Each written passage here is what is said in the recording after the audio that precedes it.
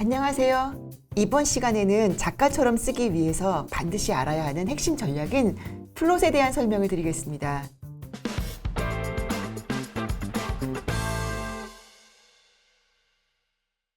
스토리텔링은 스토리와 플롯이라는 두 요소로 이루어진다고 말씀드렸지요. 그 가운데 플롯만 콕 집어 강조하는 이유는 간단합니다. 스토리를 이루는 사건과 인물들을 잘 모아서 흩어지지 않도록 버무린 다음 형태를 잡는 일까지 모두 플롯 단계에서 이루어지기 때문이에요. 스토리텔링에서 플롯이 담당하는 역할은 매우 강력합니다. 플롯은 언어의 모든 원자인 단어, 문장, 단락들을 유인하는 힘을 발휘해요. 그리고 이것들을 스토리의 다른 요소들인 등장인물, 행동, 환경에 맞도록 잘 짜맞춥니다. 플롯의 시간은 무한히 확장될 수도 있고 축약될 수도 있으며 앞으로도 뒤로도 단번에 뛰어넘을 수 있어요. 독자들은 이야기에서 정보를 얻을 때 마음속에서 이들을 정렬하면서 사건의 순서, 즉 스토리를 재구성하면서 감상하게 됩니다. 한마디로 이야기를 쓰는 작가는 물론 독자에게도 플롯은 작품의 방향을 잡아가는 나침판 역할을 한다고 볼 수 있죠. 플롯의 기본 모양은 한쪽으로 경사가 기울어진 삼각형 모양을 하고 있어요. 스토리텔링 초반부에는 완만하게 올라갈 때의 경사를 따라 절정까지 올라가는데요. 절정이 지나간 직후에는 급격히 떨어지는 가파른 경사를 따라 내려오면서 종결부에 안착하는 모양을 취하지요. 이른바 발단, 전개, 위기, 절정, 결말이라는 스토리텔링 구성 단계에 대해서는 익숙하게 들어보셨을 겁니다. 발단 단계에서 위기를 거쳐 절정에 이르기까지 스토리를 추동해서 서서히 기울기로 올라가도록 만드는 동력은 과연 무엇일까요? 그것은 다름 아닌 갈등입니다. 더 정확히 말하면 이야기의 주인공에 해당하는 주동인물과 그에 맞서서 갈등을 일으키는 반동인물 사이에 빚어지는 갈등이죠.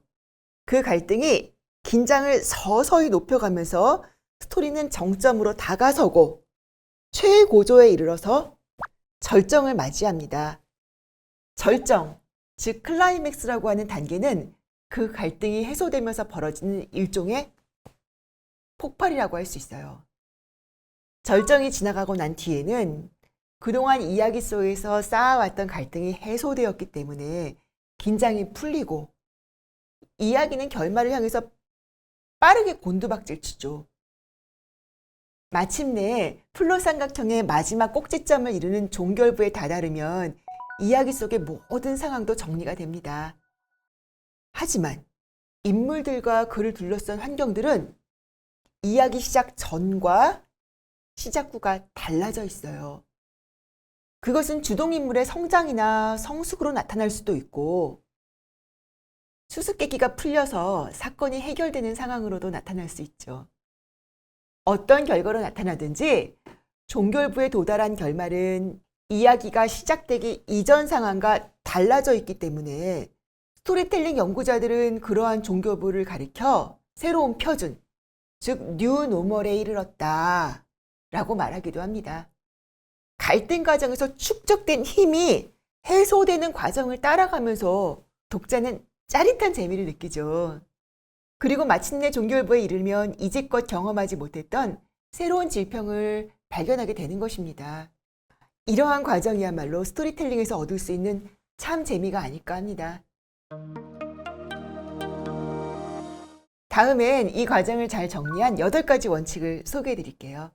이 원칙들만 잘 기억해 두셔도 스토리텔링을 만드는 데는 큰 도움이 되실 겁니다. 첫째 법칙은 긴장이 없으면 플롯은 없다는 것입니다. 그에 따르는 둘째 법칙은 대립하는 세력으로 긴장을 창조한다는 것이고요. 주동인물이 있으면 그에 맞서는 반동인물도 반드시 있어야 한다는 뜻입니다. 그리고 이들 사이의 긴장은 사건이 진행됨에 따라 더 높아져야 합니다.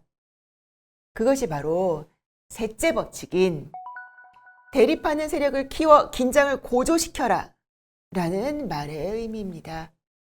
넷째 원칙은 등장인물의 성격은 변해야 한다는 것입니다. 이 원칙의 뜻은 모든 등장인물의 성격이 다 변해야 한다는 뜻은 아니에요.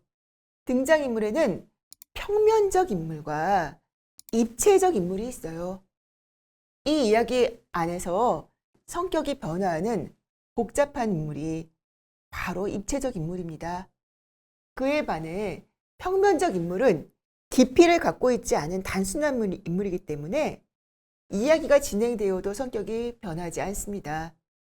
5번째 원칙은 모든 사건은 중요한 사건이 되게 하라는 것입니다. 러시아의 소설가 안톤 체홉은 만일 1막에 총이 보인다면 3막에서는 꼭 발사해야 한다라는 말을 했죠. 이 말의 뜻은 이야기를 이루는 모든 장면 또는 대사 등이 전체 플롯에 분명하게 기여해야 한다는 겁니다. 만일 그렇지 않다면 공들여 꾸민 아까운 장면이라도 검토 과정에서 미련 없이 삭제해야겠죠. 6번째 법칙은 결정적인 것을 사소하게 보이게 하라는 건데요. 다시 한번 체홉을 인용해 보겠습니다. 체홉은 1막의 총이 보이더라도 처음에는 관객들이 눈치채지 못할 정도로 평범하게 제시해야 한다고 당부합니다. 하지만 관객들은 나중에 그 총이 이야기 속에서 큰 역할을 할 때 비로소 1막에서 총을 본 적이 있다는 걸 기억해낼 수 있어야 해요. 그제서야 저 총이 그때 봤던 바로 그 총이구나 하고 깨닫는 거죠. 우리 인생에서도 나중에 어떻게 사용될지 모르는 채 지나치는 사소한 물건들이 얼마나 많습니까? 이야기는 바로 이런 인생의 아이러니를 깨닫게 해줍니다. 7번째 법칙은 복권에 당첨될 기회는 남겨두라에 대해서는 조금 더 설명이 필요합니다. 우선 스토리를 만들 때 작가가 창조한 허구의 세계라고 작가 마음대로 할 수 있는 것은 아니다 라는 점부터 주지시켜 드려야겠습니다. 한번 창조된 세계는 허구의 세계이지만 질서와 규칙이 있고 등장인물들은 그런 규칙과 질서의 지배를 받게 됩니다. 하지만 그렇다고 플롯을 너무 치밀하게 짜는 것도 능사는 아닙니다. 수학 공식처럼 들어맞는 플롯은 인위적으로 보이기 쉽거든요. 특히 인물을 중심으로 전개되는 글일 경우 더욱 그렇습니다.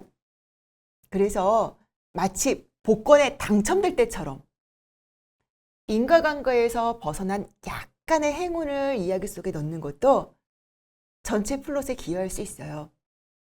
8번째 법칙. 그것은 클라이맥스에서는 주인공이 중심적 역할을 하게 하라는 것입니다.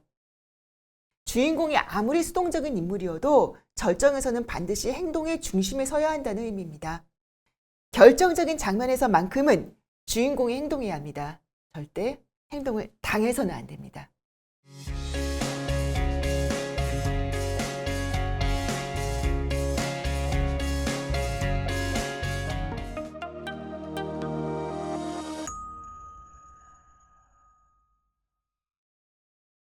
르네상스 시대의 극작가들은 3일치의 법칙이란 원칙이 있었습니다. 그것을 엄격하게 지켰지요. 3일치란 한 작품 안에서 사건, 시간, 장소가 바뀌어서는 안 된다는 법칙입니다. 이런 고전 연극 가운데서는 무대 속의 사건이 연극이 상연되고 있는 현실의 시간과 일치해야 한다는 믿음 아래 쓰여진 것도 있습니다. 또 다른 예를 들어볼까요? 앤디 워홀은 1964년에 엠파이어라는 실험적인 영화를 선보였는데요. 놀랍게도 이 영화는 그저 서 있는 엠파이어 빌딩을 8시간이나 날 것으로 보여줍니다.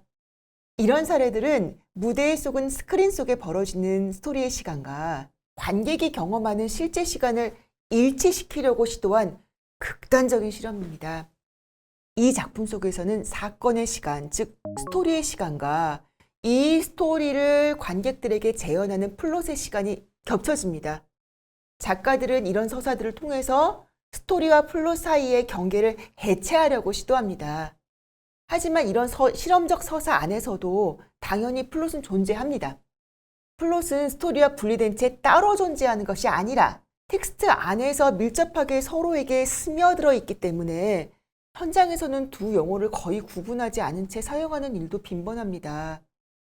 때로 플롯은 특정한 스토리의 유형이나 유형 자체를 뜻하는 말로도 사용될 수 있습니다.